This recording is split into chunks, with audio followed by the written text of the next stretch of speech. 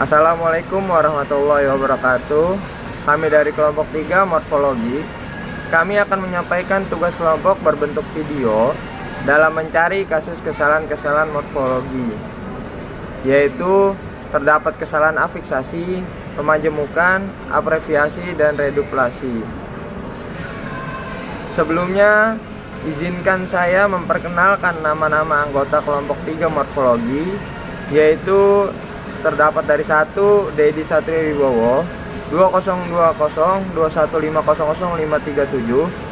Yang kedua yaitu Sidik Firdaus Aroyan, 2021 21500 Yang ketiga Nur Anissa Lutfianti, 2021 21500 Yaitu selanjutnya keempat Yuliana Putri, 2021 21500 Yang kelima Atria Agustina Pramesti, 2021 21500 Yang keenam Fitri Nur Syabila, 2021 21500 Yang ketujuh Novi Monika Prayono, 2021 21500 Yang kedelapan terakhir Zarara, yaitu 2021 21500 Saya Yuliana Putri akan menjelaskan mengenai afiksasi.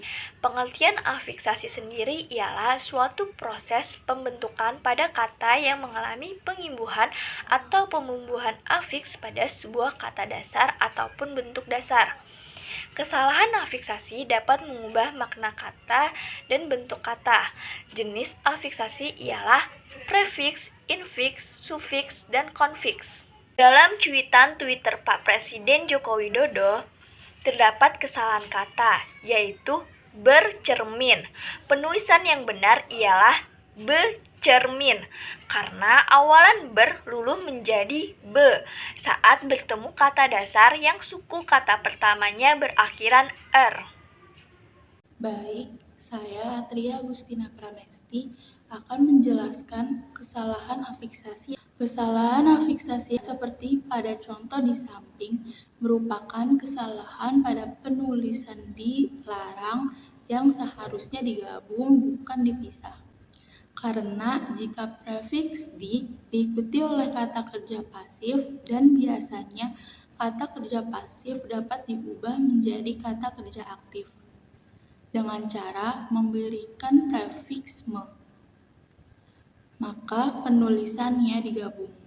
Jadi, penulisan yang benar adalah dilarang masuk ke kawasan ini dengan prefiks atau awalan di yang digabung. Karena prefiks di pada contoh di samping diikuti kata kerja pasif dan kata kerja pasif dapat diubah menjadi kata kerja aktif dengan menambah prefiks me, yaitu melarang. Kesalahan afiksasi pada contoh di samping adalah penulisan mengenyampingkan yang salah dan yang benar mengesampingkan. Karena setiap kata dasar yang diawali dengan fonem K, P, S, T yang langsung melekat pada awalan akan luluh apabila diimbuhkan awalan meng. Jadi, untuk kata mengkesampingkan yang luluh hanyalah fonem K saja. Proses pembentukan kata yang dilakukan dengan cara menambahkan atau menempelkan afiks di akhir bentuk dasarnya, maka afiks tersebut disebut sufiks atau akhiran. Sufiks asli dalam bahasa Indonesia juga sangat terbatas. Masih banyak akhiran-akhiran asing lainnya yang dimasukkan ke dalam bahasa Indonesia, yaitu isasi, is, dan sebagainya, sehingga beberapa akhiran asing tersebut disebut sufiks serapan dari bahasa lain.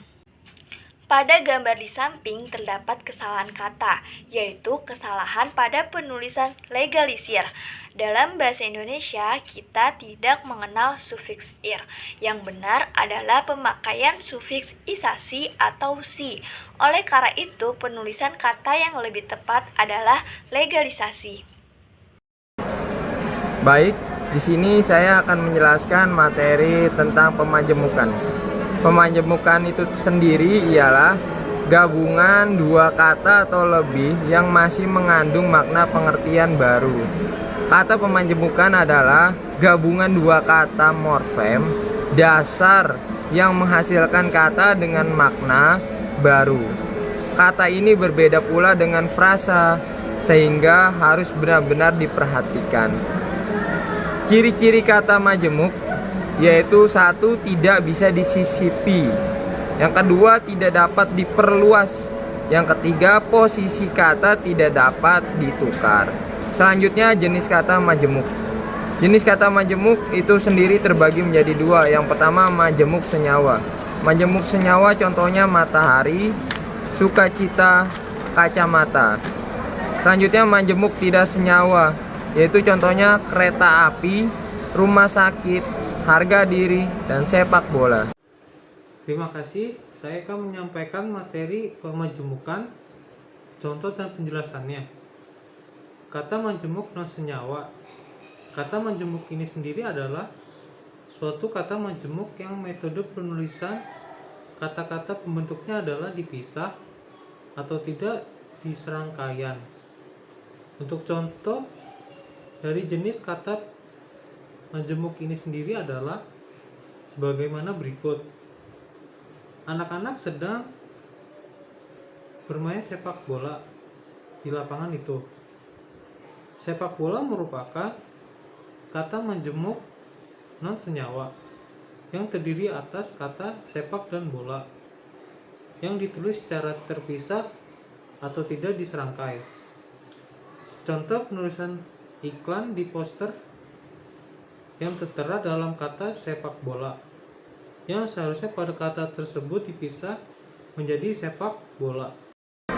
Baik, selanjutnya saya akan menjelaskan contoh dalam kalimat atau penulisan pemajemukan.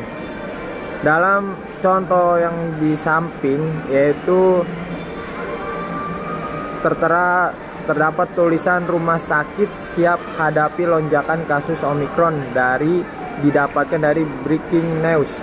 Yaitu yang salah dalam penulisan Breaking News yaitu rumah sakit itu harusnya dipisah karena rumah sakit itu pemajemukan non senyawa.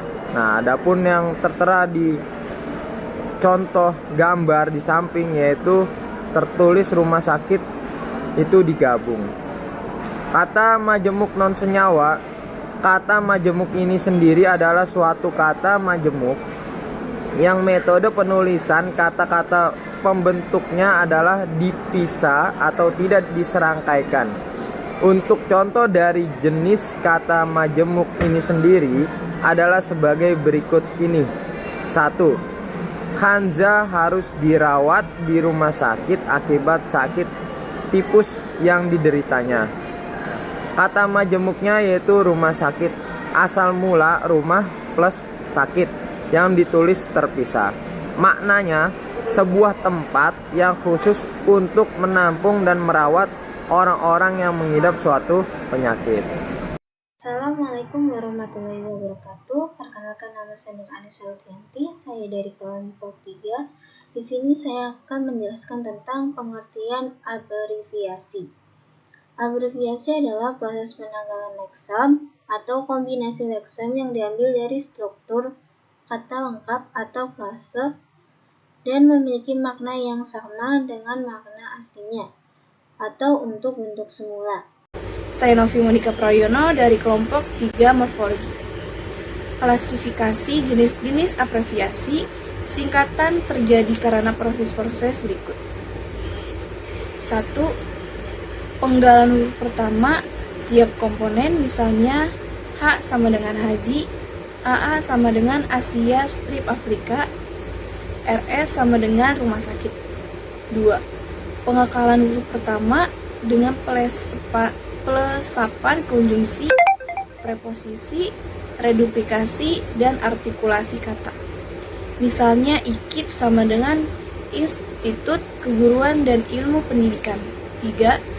Pengulangan huruf pertama dengan bilangan bila berulang, misalnya 3D, sama dengan dilihat di Rabah, di Terawang. 4. pengakalan dua huruf pertama dari kata misalnya NY sama dengan nyonya, wa sama dengan wakil. 5.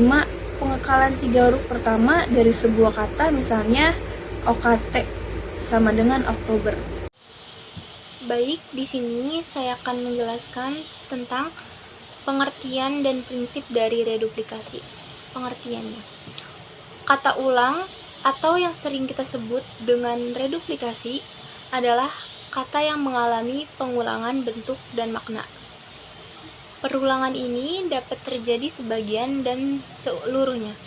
Bahasa Indonesia memiliki 4 jenis kata ulang, yaitu ada kata ulang utuh atau penuh, ada kata ulang sebagian, ada kata ulang berubah bunyi, dan ada kata ulang berimbuhan. Dari 4 kata ulang tadi, kita mudah sekali menemukan penggunaan kata ulang sebagian. Ada contoh pertama yaitu contoh kata ulang utuh. Contohnya adalah rumah-rumah dan persawahan-persawahan. Contoh kedua ada contoh kata ulang sebagian yaitu berjalan-jalan. Contoh ketiga ada contoh kata ulang berubah bunyi yaitu sayur-mayur dan bolak-balik. Dan contoh keempat ada contoh kata ulang berimbuhan yaitu mobil-mobilan dan rumah-rumahan. Oke, selanjutnya saya akan menjelaskan tentang prinsip reduplikasi. Ada 3 prinsip, yaitu yang pertama, selalu memiliki bentuk dasar yang diulang. Yang kedua, bentuk dasarnya merupakan kata yang biasa dipakai dalam bahasa Indonesia. Dan yang terakhir, proses pengulangannya tidak merubah kelas kata, atau jika kata benda akan tetap sebagian kata benda, dan seterusnya. Baik, berikut adalah contoh kesalahan reduplikasi. Contoh pertama yaitu saya ambil dari tulisan, Presiden telah berulang kali menyampaikan penjelasan bahwa koruptor harus dihukum berat. Kata berulang kali termasuk kata yang tidak baku, karena tidak menunjukkan makna tunggal. Kata tersebut berasal dari 2 jenis kata yang berbeda, tetapi digabung begitu saja. Seharusnya kata tersebut dikembalikan kepada bentuk semula agar dapat diubah menjadi 2 kata ulang yang berbeda. Dengan demikian, kata berulang kali perlu diganti menjadi berulang-ulang atau berkali-kali. Dan contoh yang kedua, saya ambil dari cuitan seseorang di Twitter yang menuliskan, Anwar Abbas juga perlu diperhitungkan, soalnya ada gerak-gerak mencurigakan. Kata gerak-gerak kurang tepat karena kutipan tweet di atas lebih merujuk pada bahasan tingkah laku seseorang, bukan seseorang yang melakukan banyak gerakan atau perubahan tempat dan kedudukan yang terjadi berkali-kali. Dengan demikian, kata gerak-gerak perlu diganti dengan kata gerak-gerik. Baik, terima kasih teman-teman kelompok 3 morfologi yang sudah menyampaikan masing-masing materi yang sudah dibawakan, yaitu dalam bentuk video. Materi sudah disampaikan melalui video. Jika ada kekurangan atau kurang pas, saya selaku moderator memohon maaf. Akhir salam, wassalamualaikum warahmatullahi wabarakatuh.